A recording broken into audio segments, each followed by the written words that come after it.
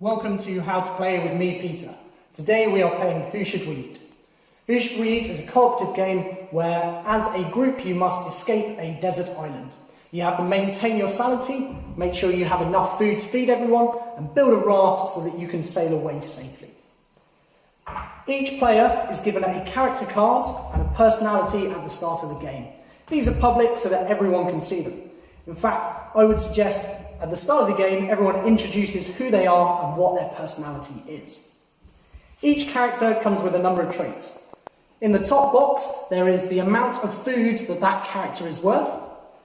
And they also have a number of different icons at the bottom denoting which cards they can draw from the respective piles.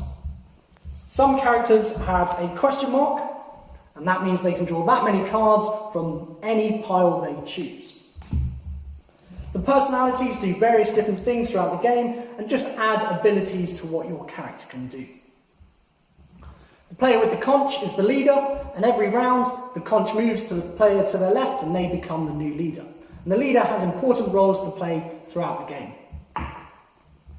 Once everything is set up, you draw the cards that are on your player card. So in this case I've got one red, one blue and two green for build. This becomes my hand for this turn, and I decide on two cards that I would like to use. One will become my play now card, which will be played this turn, and another will become my keep card, which I can use later on when I add it back into my hand in sequential turns.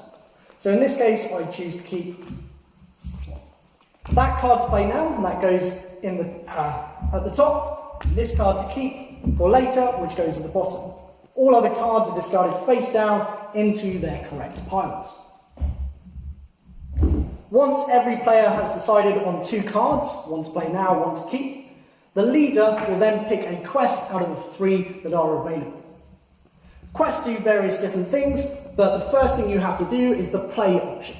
So you choose a quest as the leader and immediately implement the play actions. In this case, if we take squid that looks like Cthulhu, the whole team would lose a sanity, but we would gain one food. The text underneath is then attributed to a player that is still alive.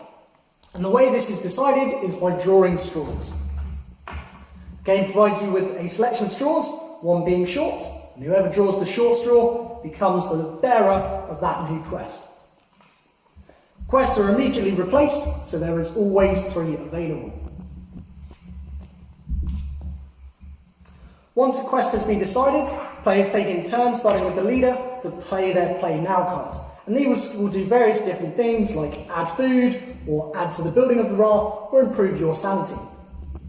If ever your sanity gets to 0, you immediately lose. If the quest pile ever runs out, the game is over. But the aim of the survivors is to build a raft big enough for the number of players, keep their food supplies large enough to feed everyone, and maintain their sanity. At the end of each round, you check for the winning conditions, so whether your raft has been built, but you also lose 2 sanity, so do bear that in mind. You also lose the amount of food for the number of players that are currently playing. If you do not have enough food to feed everyone, you go to trial. The rules of the trial are denoted by the person with the conch. They decide the rules, whatever they may be, and they tap the conch on the table. This then opens up the discussion or any other thing that you would like to have in order to work out who you should eat. The leader can then tap the conch for a second time to end the discussion, and a voting phase starts. Everyone points to the person they think should be eaten. Once a player has been chosen, their food value is added to the communal food supply, and they are now dead. When a player dies, you also lose sanity, because you've just eaten your friend. And the amount of sanity lost is denoted by the small red square at the bottom of the circle on the sanity board. At the beginning of the next turn, the person that's just been eaten becomes a ghost, and ghosts draw from the ghost deck. They draw 3 cards, and just like every other player, they will choose a play now card and a keep card. Ghosts interact in various different ways with the game, but the ghost can win if the survivors fail to meet the winning criteria and all but one of the survivors is eaten.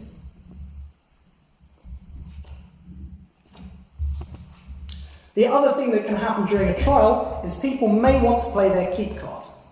So every card comes with two options. The play option is for play now, and the keep option is for keeping. In this example, if you have a knife, you can reveal your knife during the trial to stab someone else and immediately kill them and eat them. However, if that player also has a knife fight breaks out, and the two players in the fight draw straws until the short straw is drawn, and that person loses. That player may also have a shield, and the shield protects you from any knife attack. There are other different flavoured texts throughout the decks, and it's worth, after a few turns, you'll see how it plays out and how it all works. The rounds keep going until either the winning conditions are met, or the survivors go insane, or they eat everyone. In any condition where the survivors don't win, then the ghosts win. And that is how you play Who Should We Eat?